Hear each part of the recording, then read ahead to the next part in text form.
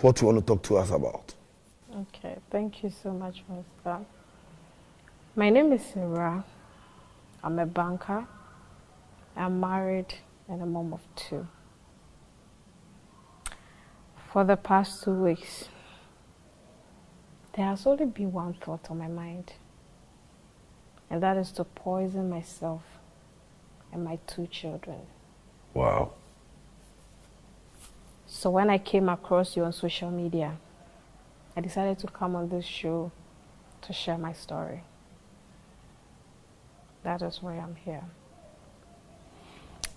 Growing up, life has not been easy for me because my mom left me with my father.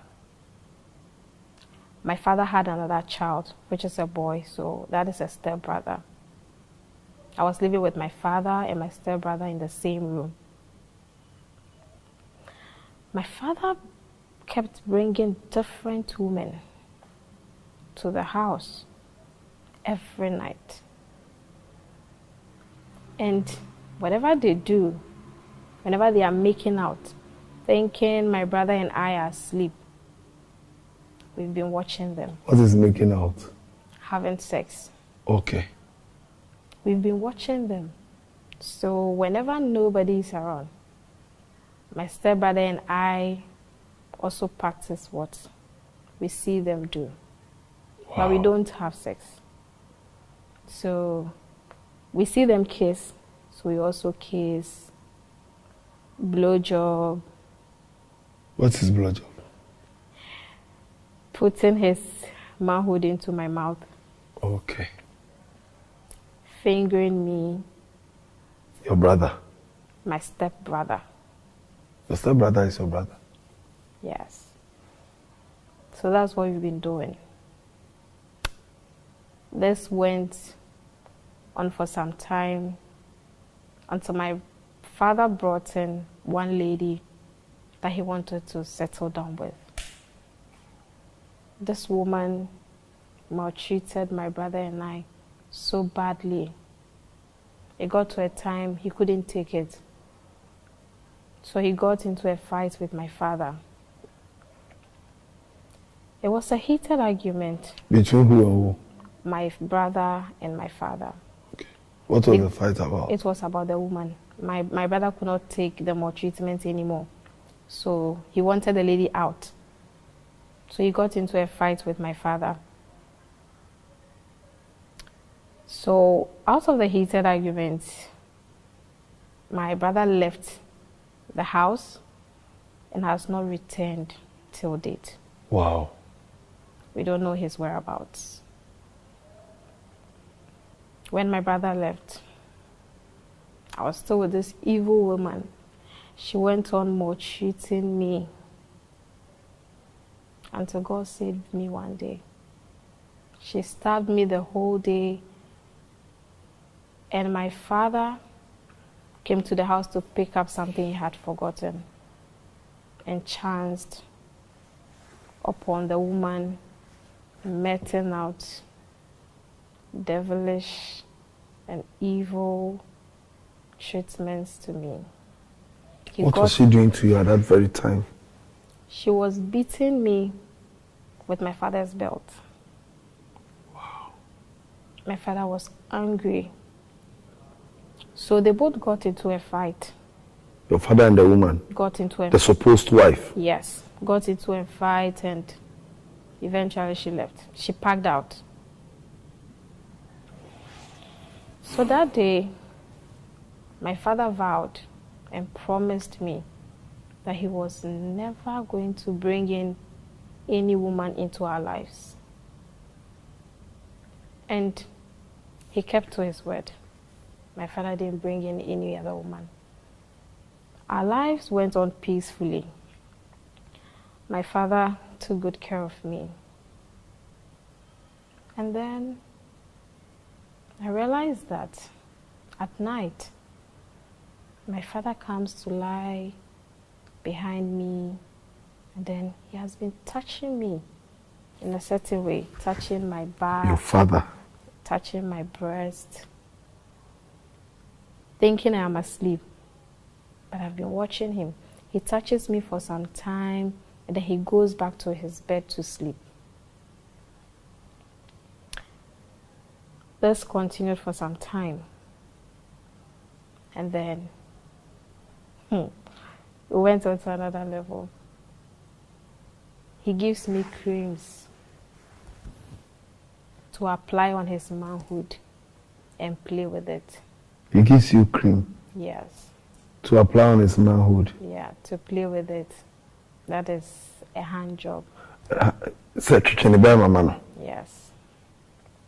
It's called a hand job? Yes, it's called a hand job. At that time, I was so young, I didn't know what I was doing. Because anytime I was doing that with him, he has been making funny noises. And it was weird to me.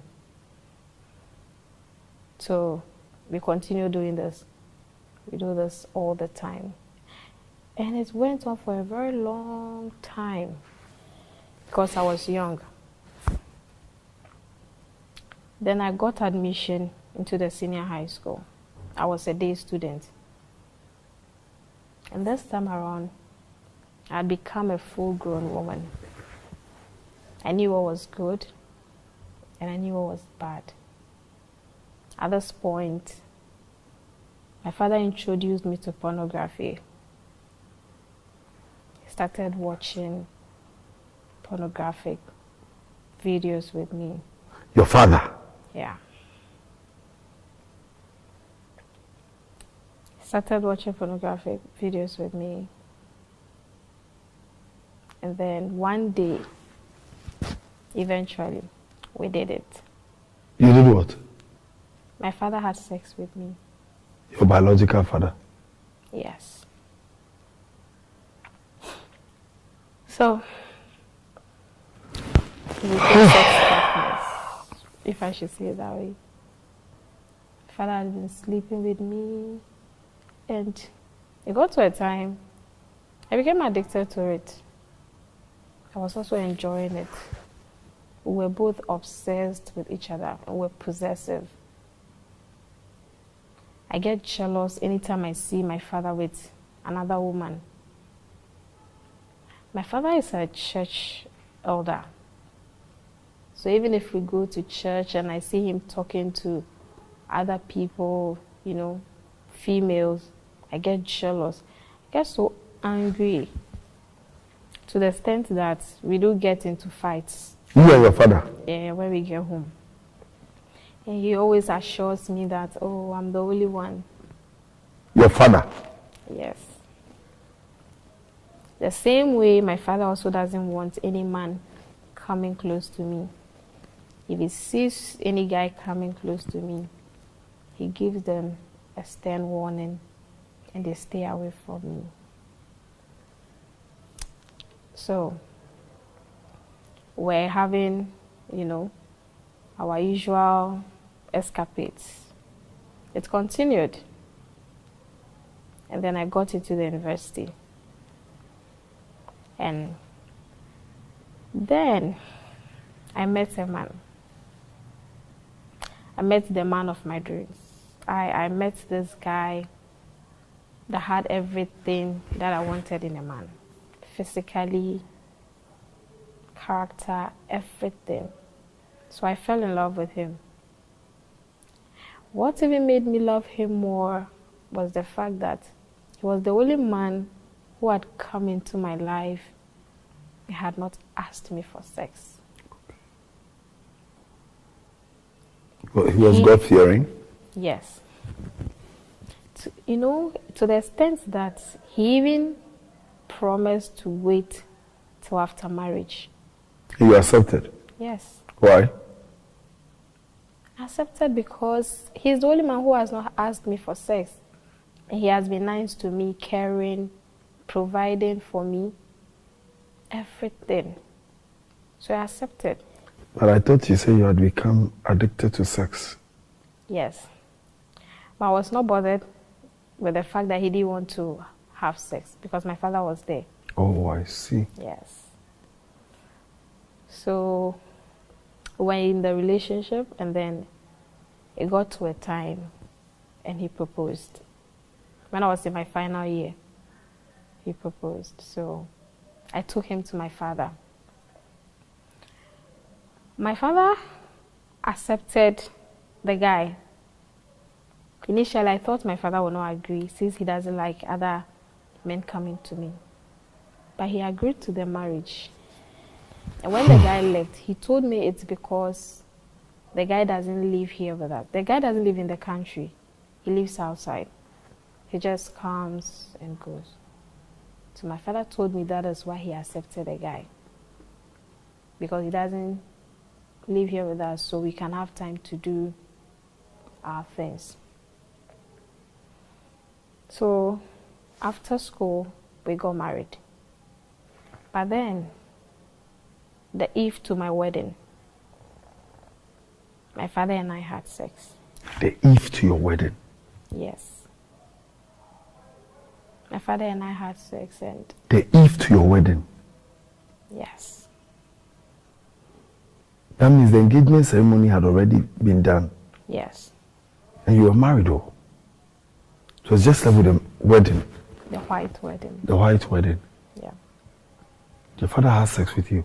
Yes. And he made me promise him that I was not going to abandon him or leave him because I've gotten married. That I was not going to stop sleeping with him because I've gotten married. I also promised him that I was not going to leave him, even though I'm married now. After all, my husband doesn't live here. So, after the wedding and honeymoon, my husband spent some time here with me, and then he went back. A few months later, I found out I was pregnant. I was happy. My husband was happy because finally our family is complete. At that time, I was staying with my father. I was in my father's house, a house that I supported him build after school because I got a good job. I got a good paying job. So I was staying with my father because my husband is not here. Even though he has built a house in Kumasi, I was able to convince him to stay with my father in Accra so that at least I have a relative around me. When I had my baby, a few weeks later, my father fell ill. And then I had to juggle work, taking care of my baby, at the same time taking care of my sick father. It was tedious, but I could handle it. It wasn't that serious since I didn't have much to do. So all this while, my husband has been coming and going. He comes. How often does he come? Like every 6 months, sometimes 3 months. Okay. He has been going. When my baby was 1.5 years old, I found out I was pregnant again. With the second child? Yeah, with my second child. But unfortunately, I lost my dad at that time. I lost him a few days after I found out I was pregnant with my second child. So my husband came down for the funeral preparations. And it was during that preparation that a woman showed up claiming she's my mother. But the least said about her, the better. It was at the father's funeral, during the preparation, that your mother showed up? Yes. How did you know she was your mother? She came to me. Did you by any means notice any resemblance? Yes, I did. Okay. I do look like my mom so much. Okay. Yeah. So after the funeral and everything was settled, my husband went back. So we went back to our normal lives. My husband coming down to spend time with us whenever he can, whenever he gets the opportunity.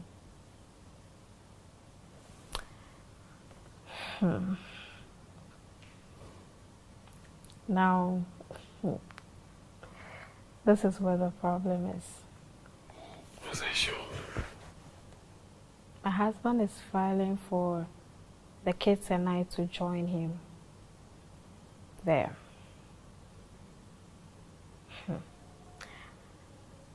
But for the filing process, they have to conduct a DNA test. And when the results came out, my first child is not for my husband. What? The first child is not for your husband? Yes. And the second one? It's for my husband. We did the DNA test again, and it was the same results. Now my husband is broken, he's shattered, he's at the verge of committing suicide. He does not reply my messages, he does not answer my calls. Sometimes he will call on video call and you see him drinking himself to death.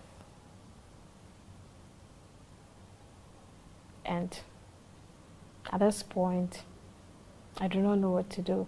I am shattered. I have regretted everything that I've done. The two children, which of them does not belong to your husband? My first child. Your first child. And now my husband says he's coming down to take the kids himself to the hospital to conduct the DNA test again. And now that's the problem. How do I tell? Because in my life, I've slept with just two men, my father and my husband, which means that my first child is for my father. So how do I tell my husband that my father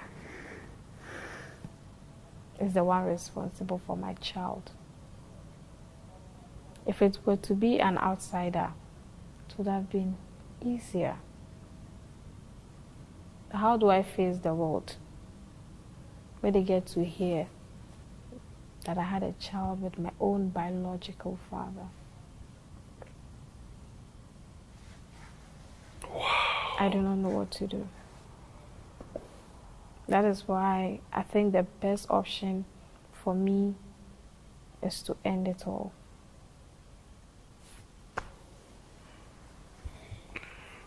I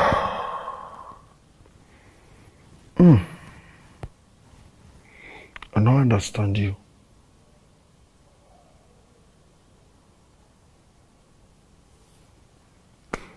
Questions to ask you, Era. Era, where is your mother?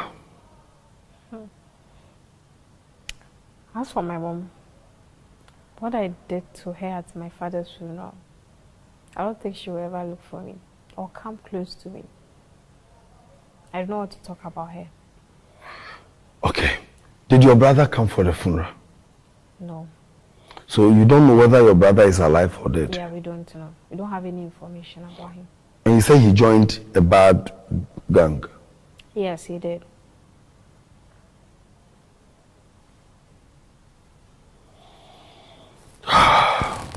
When you were younger, you didn't know any of the things that your father was doing to you. And so you were quiet. What about when you grew up? Why didn't you stop it? I couldn't do anything about it or talk to anybody because my father kept blackmailing me emotionally. How? He kept saying that I'm the reason why he's lonely. He doesn't have any woman in his life because he doesn't want to bring in any woman for the person to maltreat me like the previous one did. So I felt like it was my fault. That's why I couldn't talk to anybody. Are you a Christian? Yes, I am. Did you grow up being a Christian? Yes. Did you go to church? Yes. My father. Oh, yes, you said your father was a church elder. You didn't confide in any pastor? Pastors. What about pastors? Even the pastors were coming after me. You know, my father even got into a fight with one pastor because of that. He wanted him to stay away from me, but he didn't want to listen. So I didn't have anybody to talk to. If the person you want to talk to himself wants a piece of you, how can you tell them? So you didn't tell any other pastors? No. Why did you choose to marry your husband? I married him because I love him. And he was the only man who was not interested in my body. He was genuine. He proved that he had true love for me. And when you met your husband and you loved him, why didn't you stop with your dad? Because I was addicted. I was already addicted and I was enjoying it. It has become normal to me. It became our own little secret, our thing.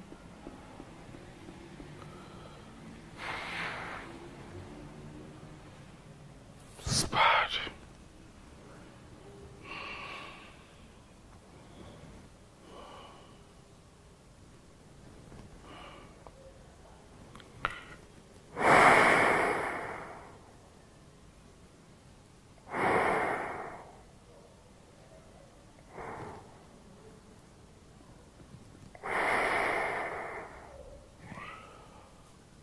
I am devastated. In your life, how many men have you slept with? 2. My husband, my father. Your husband and your dad? Yeah. Who does the first child look like? The first child looks like me. Okay. So you wouldn't know. And the DNA proves that the child does not belong to your husband. Yes. So imagine your husband wants to come and pick the second one alone and leave you and your first child. Is that what you are avoiding? It's not about me avoiding him taking the other child.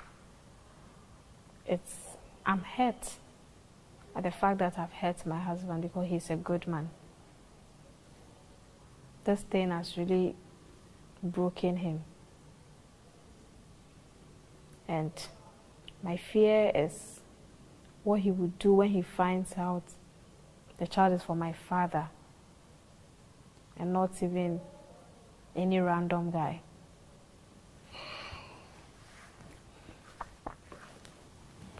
First of all, in addressing you, I want to address you in Twi. I know, sir, in as much as you spoke English, you are familiar with the Twi language. So yes. I want to address you in Twi. Me pese me ma oti ase se achia so nguye. Bibi ugina right now no, ugina ekon kese ano. And this one has fulfilled scripture. The wages of sin is death. What one you are dead inside of you. So when the Bible says the wages of sin is death, the Bible means it. Number 1. Unipa no who bufu in your story. Your irresponsible mother. Umami. No who mo story mu. You left your daughter. I mean, sometimes I don't understand some women. Obaba no weja obaba ama be ma so ntete no. Weja obaba e di ama bema so ntete no mami fun you I don't understand them we ja obaba di ama bema so ntete no bema otumi tete oba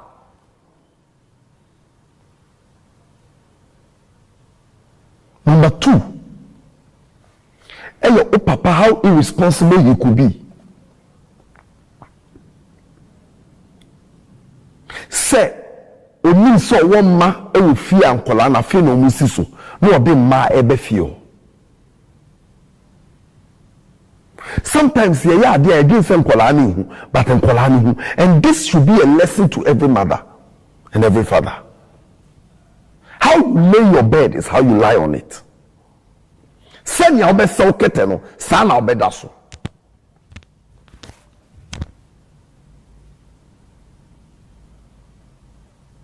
And our papa ne evil. What will let you know so papa? They are not knowing a covenant. And they say, have you realized that the moment you gave birth, your father died? Because he had committed the most abominable thing on earth. So if John the Baptist is there, Jesus has to go. If Jesus is there, John the Baptist will have to go. And that is why your father went. Because he had abused God's power for his life. You are in a serious dilemma.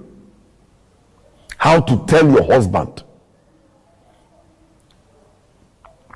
that the child what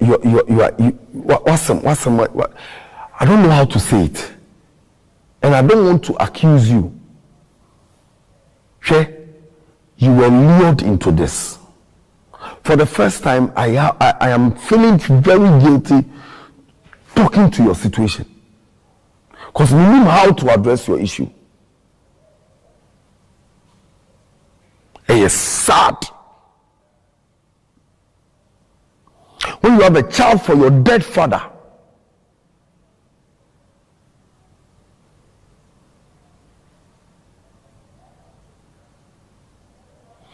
You go Sunday school. Because if you went to Sunday school, I don't think all these things will happen. I don't think you went to Sunday school or you listened to the things you were taught on Sunday school. I'm not here to condemn you, madam. You're but anyhow, we will solve this matter. I want you to know, sir, this is your matter. It is beyond me. We need to get counselors and psychologists to talk to you. You are going through hell.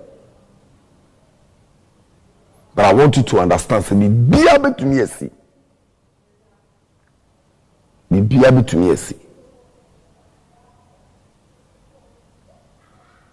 Yapa, but be able to me see. Na bibi ku na betumi asi no. And it's the person who show to you say in your life, at this point in your life, what do you crebenante?